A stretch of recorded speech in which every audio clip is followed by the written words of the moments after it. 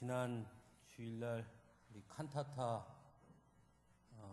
들으면서 참 우리 찬양대 칸타타가 정말 감동적이었고 은혜가 많이 됐는데요. 오늘 찬송은 또 다른 느낌을 주는 것 같습니다.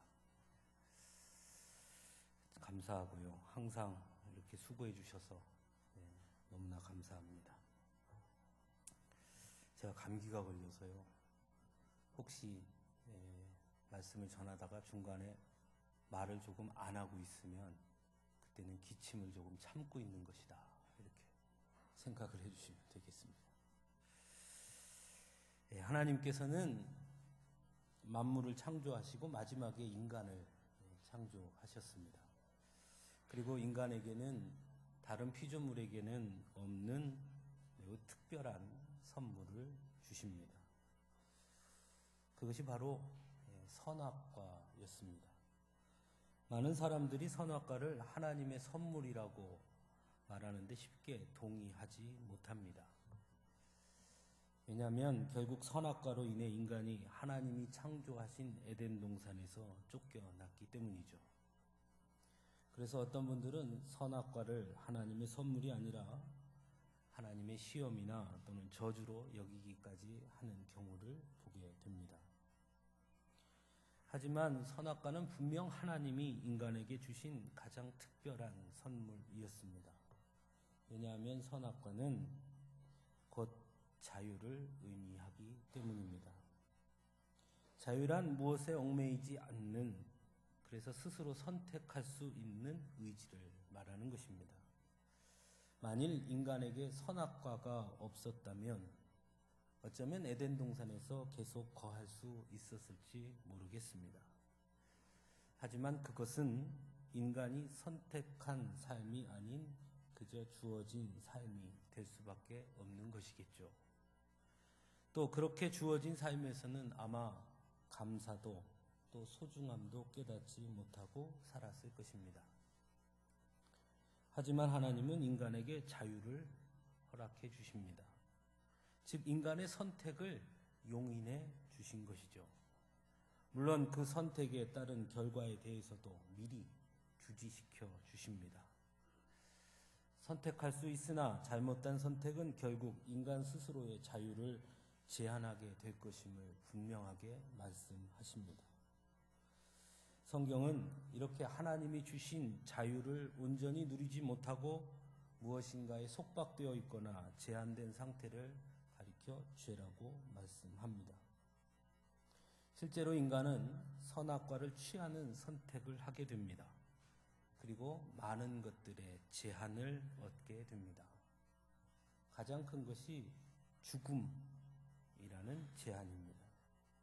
선악과를 취함으로 인간은 시간 속에 갇혀버리게 되고 결국은 누구나 다 죽을 수밖에 없는 제한을 얻게 되었습니다. 또한 출산을 통한 자녀의 번성이라는 제한을 얻게 되지요. 출산이 아니고서는 결코 인간은 자녀를 얻을 수 없게 된 것입니다.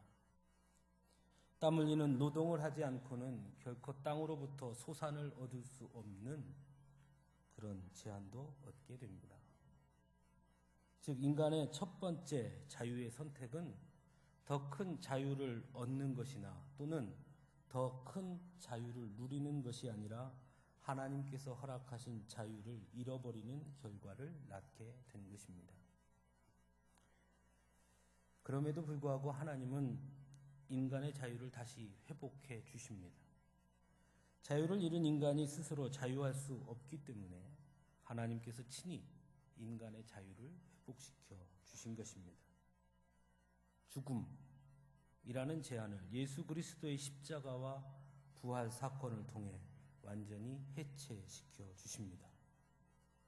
그러므로 예수 그리스도 안에서 인간은 더 이상 죽음이라는 제한으로 인해 염려하거나 근심하거나 두려워하지 않을 수 있게 되었습니다.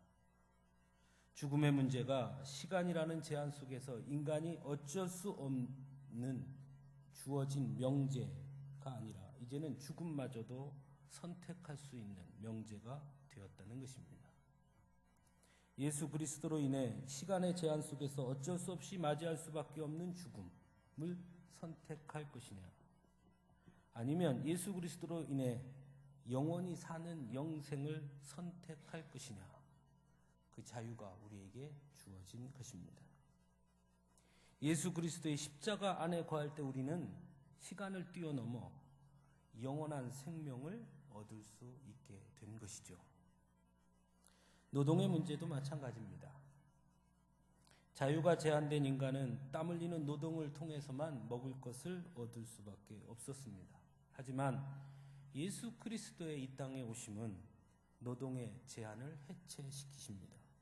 이제 인간은 떡으로만 사는 것이 아니라 하나님의 입으로부터 나오는 모든 말씀으로 사는 존재가 될 수 있는 길이 열린 것입니다. 그럼에도 불구하고 인간은 하나님이 주신 이 자유라는 선물을 망각하고 살 때가 너무나 많다는 것입니다. 우리가 오늘 함께 읽은 갈라디아서는 하나님이 주신 자유에 대해 우리에게 가르쳐주고 있는 그런 서신입니다. 갈라디아 교회에는 사도 바울의 사도성에 대해 도전하는 이들이 많이 있었습니다. 그들은 자신들의 틀을 만들어 그 틀 안에서 사도 바울을 보았습니다. 그것은 율법이라는 잣대와 자신들이 세운 기준이었습니다. 자꾸 그 무엇인가를 가지고 무엇인가를 얽매이고자 한 것입니다. 사도라 하면 예수님의 공생의 기간 동안 예수님과 함께 한 자여야 한다는 제한을 가지고 사도 바울의 사도성을 문제 삼았습니다. 즉, 더 좀 광범위하게 얘기하면 하나님의 부름을 받는 자의 나름대로 제한을 가지고 있었던 것입니다. 적어도 하나님의 부름을 받으려면, 하나님의 부름을 입었다면, 적어도 사도가 된다면 이러이러한 기준이 있어야 한다라고 생각한 것이죠. 하지만 사도 바울은 본문 8절에서 베드로에게 역사하사 그를 할례자의 사도로 삼으시니가 또한 내게도 역사하사 나를 이방인의 사도로 삼으셨다 분명하게 증거하고 있습니다. 하나님께서 부르시고 택하시는 데에 인간이 세운 기준은 아무런 의미가 되지 못함을 증거하는 것이죠. 하나님의 부르심의 제한을 예수 그리스도의 십자가 사건으로 모두 해체시켜 주셨음을 의미합니다.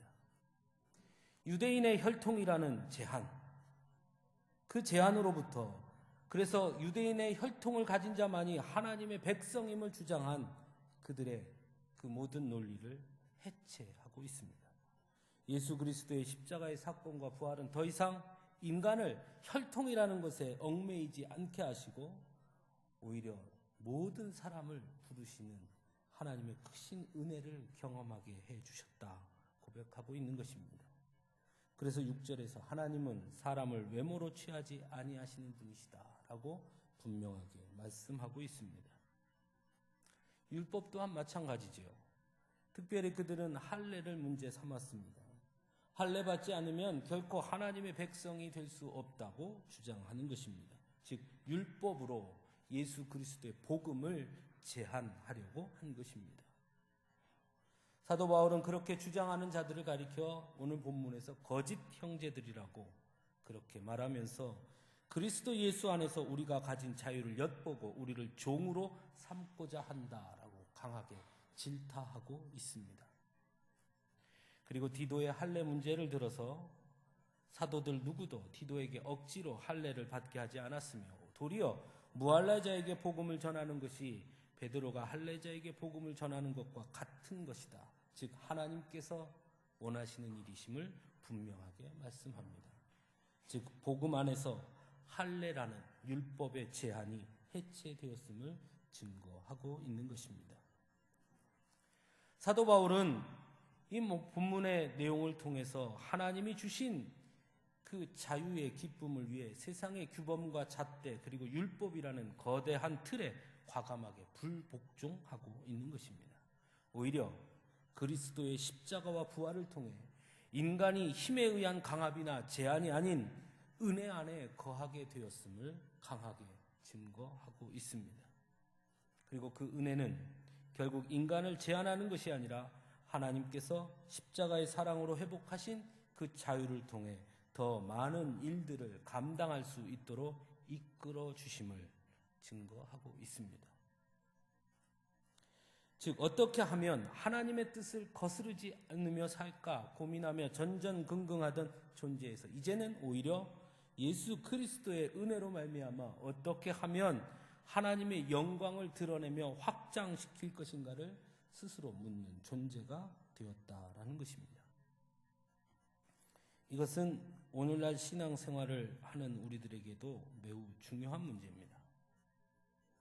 왜냐하면 여전히 신앙생활을 함에 있어 하나님과의 관계를 소극적인 관계에 머무르려고 하고 있거나 또 머물고 있는 분들이 너무 많기 때문입니다. 이런 분들은 하지 말아야 할 것들에 집중합니다. 그래서 그런 분들은 기쁨과 감사가 없습니다. 오히려 안도와 후회가 남는 것입니다. 그렇게 하지 말았어야 하는데 그렇게 해서 내가 벌받았지 후회하거나 또는 그때 내가 잘 선택해서 벌받지 않았으니 다행이다. 그것으로 만족하는 것입니다. 하지만 적극적인 신앙생활을 하는 사람은 좀 다릅니다. 어떻게 하면 하나님의 영광을 나타낼까를 고민합니다. 어떻게 하면 하나님께 기쁨을 드릴 수 있을까 고민합니다. 오늘 여러분 예배 드리러 오셨죠? 왜 예배 드리러 오셨습니까? 소극적인 신앙생활을 하는 사람은 예배 드리지 않으면 하나님께 혼날 것 같아서 옵니다. 그러나 적극적인 신앙생활을 하는 사람은 똑같이 예배를 드리는 것으로 만족하지 않고 어떤 예배를 드려야 하나님이 더 기뻐하실 거에 집중합니다. 즉 소극적인 사람은 신앙에 고민을 하지 않습니다. 주어진 틀에 맞추어서 살면 됩니다. 주일이면 교회 가고 맡겨진 일엔 헌신하고 절기가 되면 헌금하고 11조 헌금도 그냥 10분의 1 띄어서 하면 되고 전혀 고민이 없지요. 하지만 적극적인 신앙생활을 하는 사람은 똑같은 행위를 하면서도 날마다 고민합니다. 예배 자리에 와 앉아 있음으로 끝나는 것이 아니라 내가 이 예배에 참여하면서 어떻게 더 하나님의 영광을 드러낼까?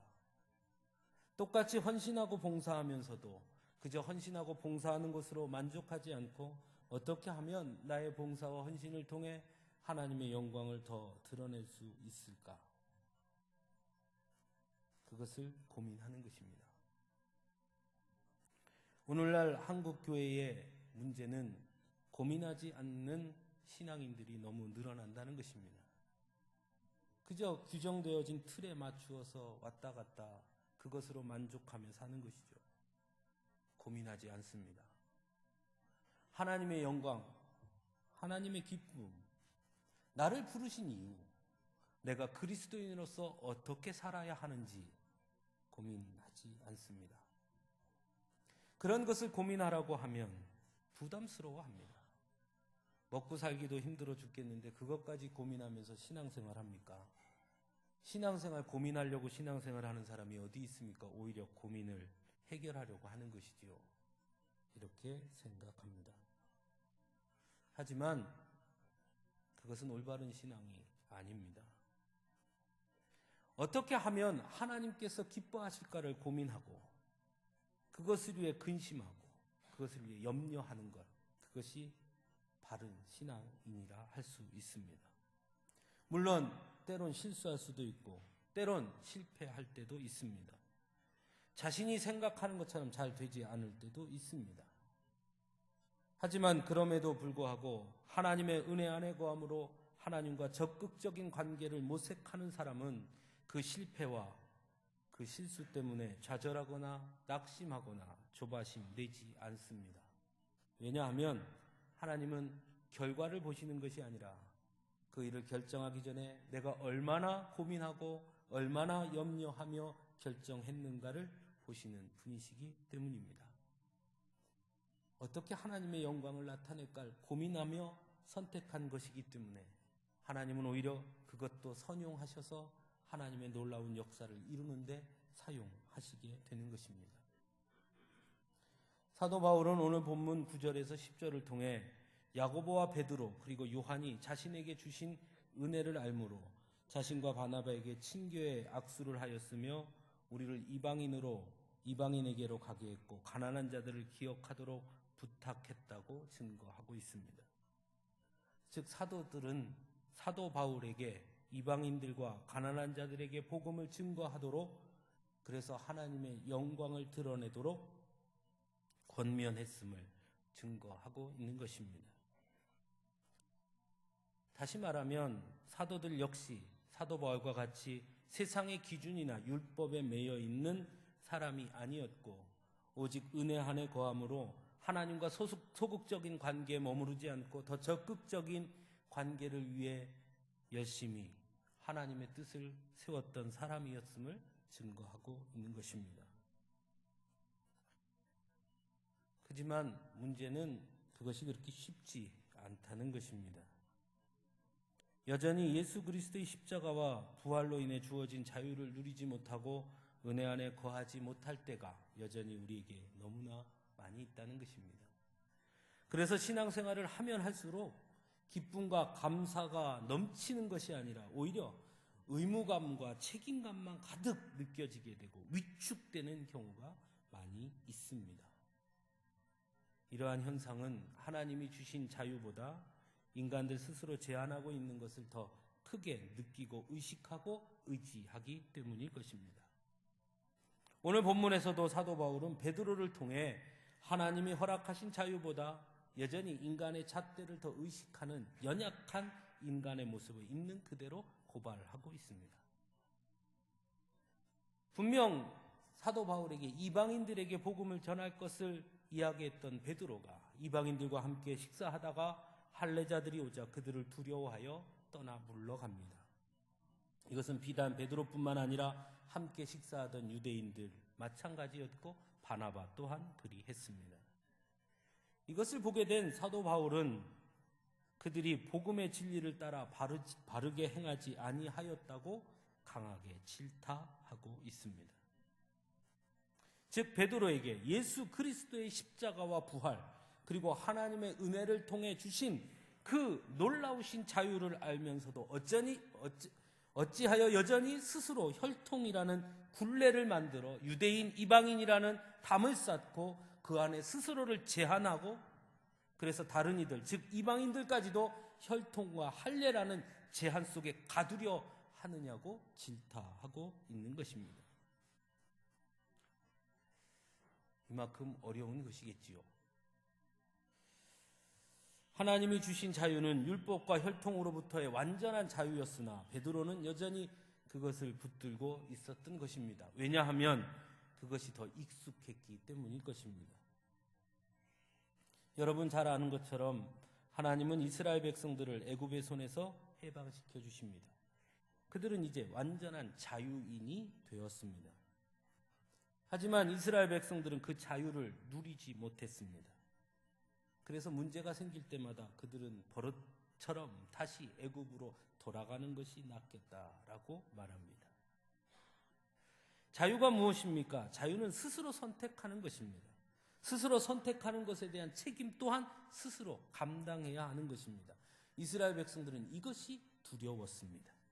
자신들이 선택한다는 것 자체가 두려웠던 것이고 그런 고민을 하기를 원치 않았습니다. 그래서 누군가가 선택해 주기를 원했습니다. 왜냐하면 그것이 더 익숙했기 때문입니다. 애굽에서 종살이함을 통해서 그들은 애굽이 사람들이 이리로 가라 하면 이리로 가고 저리로 가라 하면 저리로 가면 되었습니다. 오늘 무엇을 해야 할까? 어떻게 살아야 할까? 고민할 필요가 없었습니다. 왜냐하면 주인이 하라는 대로 하기만 하면 되는 것입니다. 주인에게 혼나지 않으면, 매를 맞지 않으면 괜찮은 것입니다. 그러니까 주인의 기준에 맞추어 행동만 하면 아무 문제가 없었습니다. 그런데 출애굽한 이후 그들은 달라집니다. 자신들이 선택해야 할 일들이 자꾸 생겨납니다.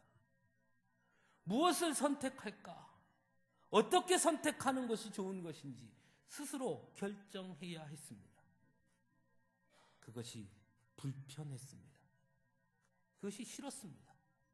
누군가 선택해 주기를 원했습니다. 그게 편하다고 생각한 것이죠. 결국 이스라엘 백성들의 광야 생활은 하나님이 주신 자유와 익숙함과 편리함이라는 속박과의 끝없는 갈등의 시간이었던 것입니다.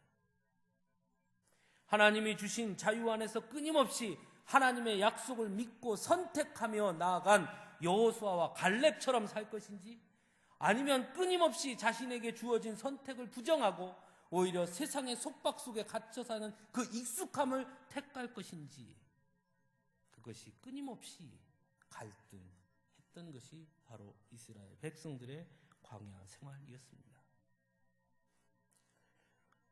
오늘날의 신앙인들 중에도 이런 분들이 많이 있습니다. 그냥 하나님께서 이렇게 해라 저렇게 해라 결정해 주면 좋겠다라고 말하는 것입니다. 그러면 잘못될 일도 없고 얼마나 좋겠냐고 말합니다. 물론 잘못될 수는 없을 것입니다. 하지만 하나님을 기쁘시게도 못하는 것입니다.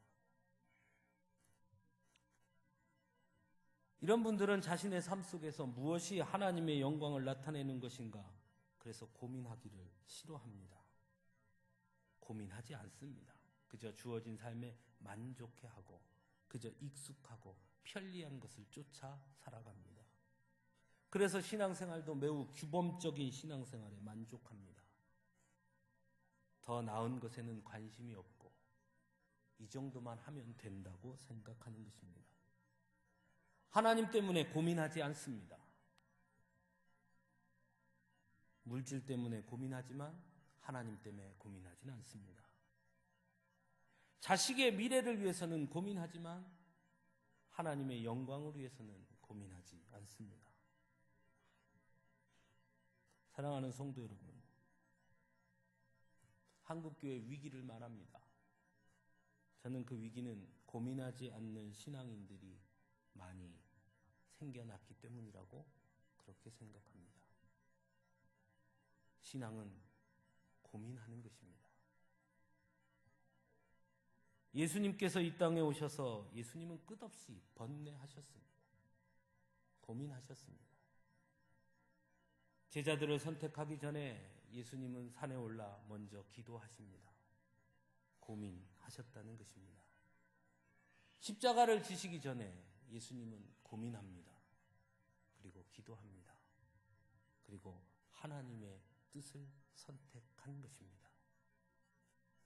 고민하지 않는 이들은 예수님이 고민하는 그 자리에서도 잠을 자던 제자들과 같은 것입니다.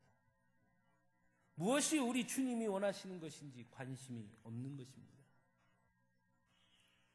올바른 신앙인은 날마다 고민하는 신앙인입니다. 사랑하는 성도 여러분, 고민 좀 합시다. 하나님 때문에 고민 좀 해봅시다. 하나님의 나라를 위해 좀 고민 좀 하며 삽시다.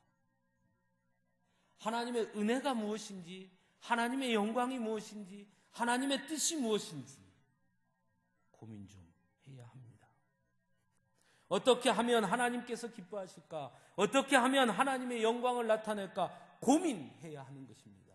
그래서 그렇게 고민하는 사람은 기도하는 것이고, 그렇게 고민하는 사람이 하나님의 말씀을 보는 것입니다.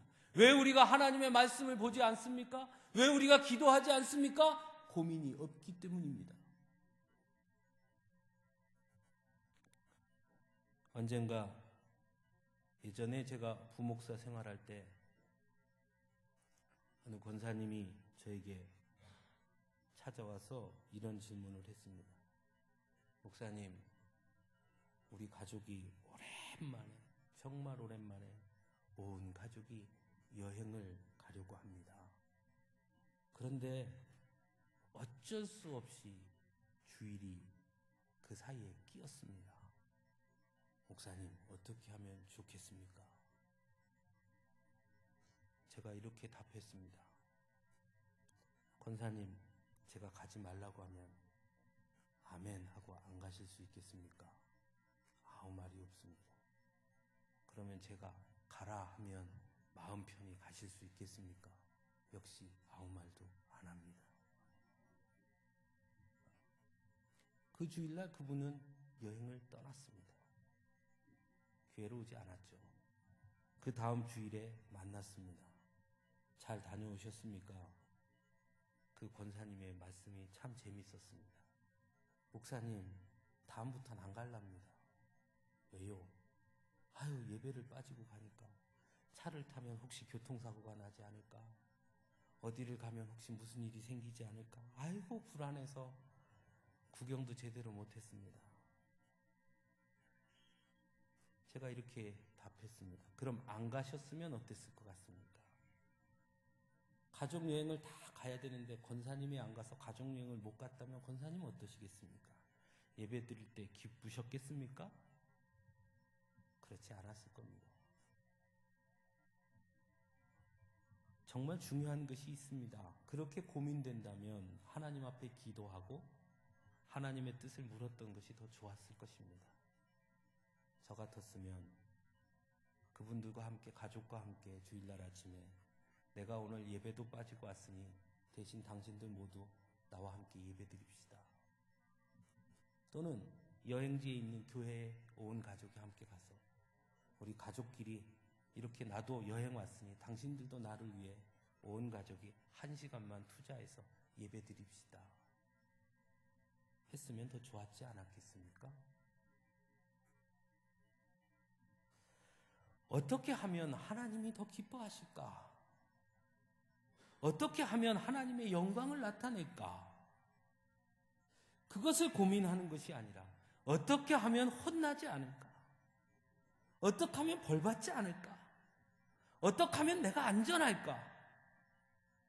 그 고민을 했기 때문에 다른 것을 볼 수 없었던 것입니다.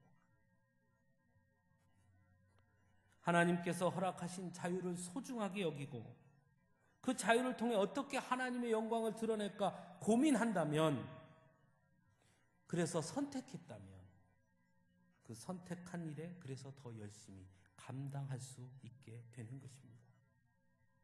그것이 없기 때문에, 주어진 것이라 생각하기 때문에 마지못해 하는 것입니다. 오늘 우리 장로님 기도하시면서 교회의 일에 우리가 모두가 다 함께 참여하기를 원합니다 하고 기도하셨는데요. 마찬가지입니다. 그래도 내가 집사인데, 그래도 내가 권사인데 해야지가 아니라 어떻게 하면 하나님의 기쁨이 될까? 어떻게 하면 하나님이 기뻐하시는 재직이 될까? 어떻게 하면 하나님의 영광을 드러내는 성도가 될까? 고민한다면 아마 생각이 달라질 것입니다.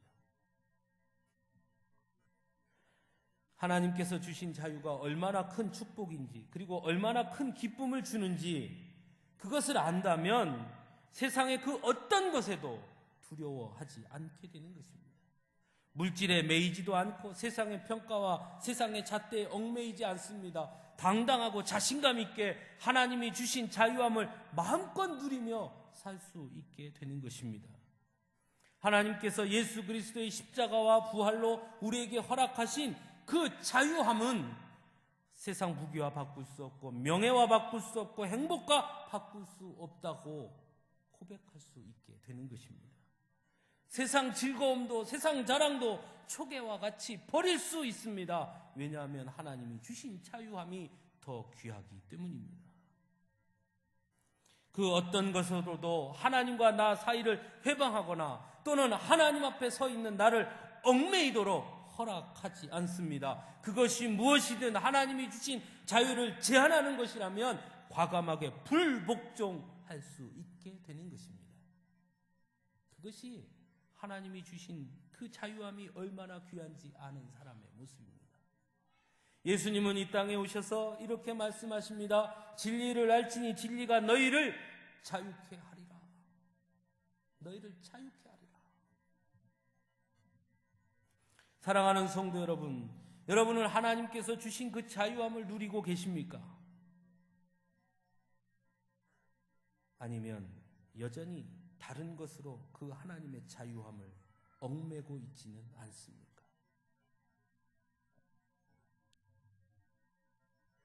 지금도 우리 앞에는 많은 것들을 선택하도록 우리를 초청하고 있습니다.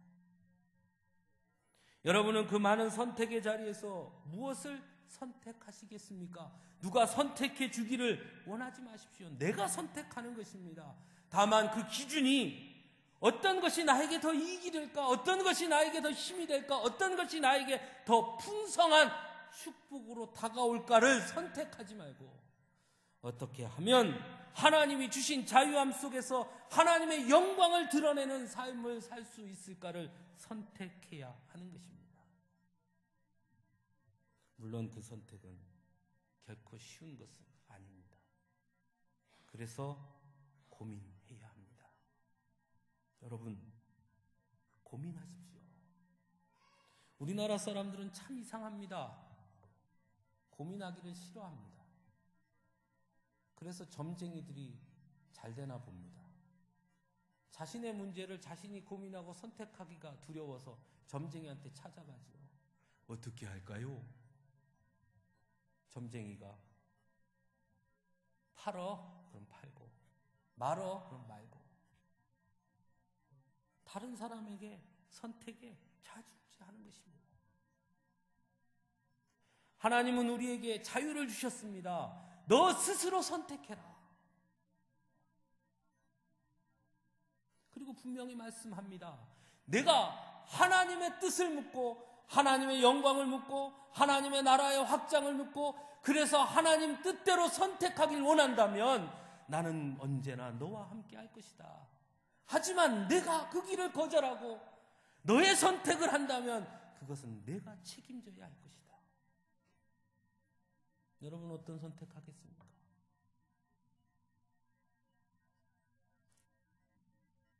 언젠가 어떤 분이 저에게 그런 얘기를 했습니다. 목사님 설교는 너무 어려워요. 듣고 있으면 머리가 아픕니다. 왜요? 그냥 간단하게 얘기해주면 좋겠는데 맨날 뭘 그렇게 생각하라고 하는지. 그냥 주일날 예배 빠지지 마세요. 그게 복 받는 비결입니다. 그거 얼마나 좋습니까? 싶고. 헌금 많이 하세요. 그러면 복 받습니다. 얼마나 좋습니까? 간단하고.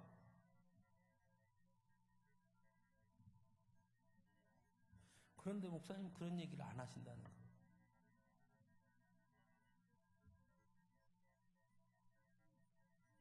하나님의 축복은 그렇게 간단한 것이 아닙니다. 사랑하는 성도 여러분, 여전히 왜 이런 선택을 우리에게 주셨냐고 투정을 부리며 그냥 그렇게 사시겠습니까? 아니면 고민하기 싫어서 누군가 선택해 준 길에 그냥 묻어 가시겠습니까? 아니면 하나님이 주신 그 자유를 누리며 그 축복을 알고 하나님의 영광을 나타내는 삶을 선택하려고 고민하시겠습니까? 진정한 성도는 하나님이 주신 자유 안에서 하나님의 뜻을 묻으며 그래서 기도하고 말씀을 바라보며 고민하는 자들입니다.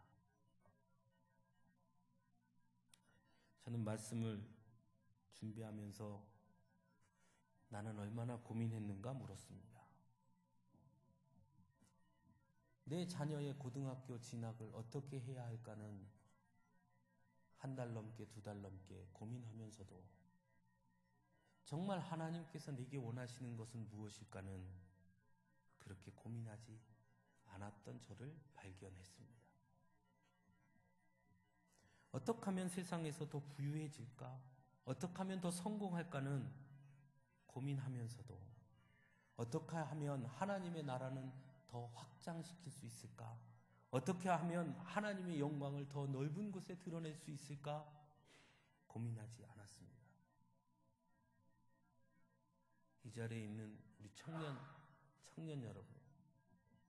여러분 무엇 때문에 고민하십니까? 어떤 직장을 얻을까? 어떤 배우자를 얻을까? 고민하십니까? 그것만큼 하나님의 나라, 하나님의 영광을 고민하시기 바랍니다. 그것이 진정한 성도의 모습입니다. 사랑하는 성도 여러분, 제발 고민 좀 합시다. 제발 고민 좀 합시다. 무엇이 하나님의 뜻인지 제발 고민 좀 합시다.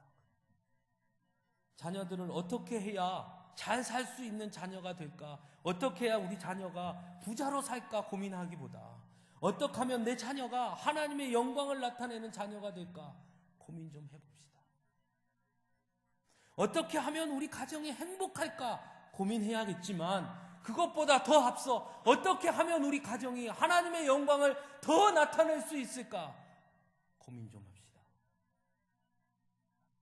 우리에게 자유를 주신 것은 그런 것들을 쫓아가며 우리 스스로를 제한하라고 주신 것이 아니라 하나님의 영광, 하나님의 나라를 위해 고민하고 선택하라고 주신 자유임을 여러분 잊지 마시기 바랍니다.